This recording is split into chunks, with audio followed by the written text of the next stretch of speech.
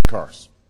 President Obama, well, joining us now from Washington for more on this is Edward Harrison, who runs an independent finance and economics website called Credit Write-Downs. Edward Harrison, so Barack Obama saying the US government is not going to own the car industry, but it certainly sounds as though the White House is running it.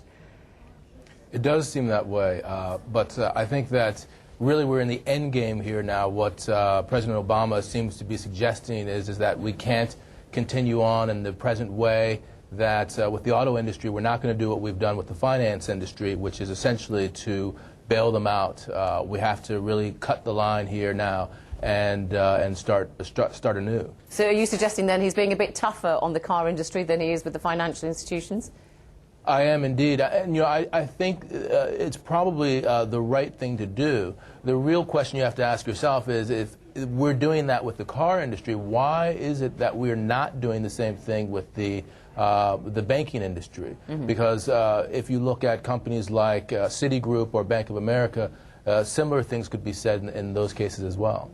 But with so many US jobs depending on the auto industry, and we hear it's something like 1 in 10 jobs in the entire US economy, can the Obama administration afford the car industry to fail? Well, I think what they're looking to do is not to actually have the auto industry fail, but rather to have a solution, either one before Chapter 11 or a second alternative is after Chapter 11. That's on Chapter 11 on bankruptcy you're talking about there, is it? That's right. Mm-hmm. I think basically what they're looking at is the concept that they may be forced into bankruptcy, and as sort of a stick to both the unions and also to the bondholders, they're saying, look, you need to take some hits here as well. Otherwise, we're going to have to force you into bankruptcy. But even if the companies were forced into bankruptcy, I think that the government, as you rightly suggested, is really stepping in here, and they wouldn't allow the sort of free fall that we saw in the Lehman Brothers debacle over in September. Okay, they're asking them to come up with more aggressive strategies, not just for survival, but to be more competitive. Can the auto industry pull any more rabbits out of the hat?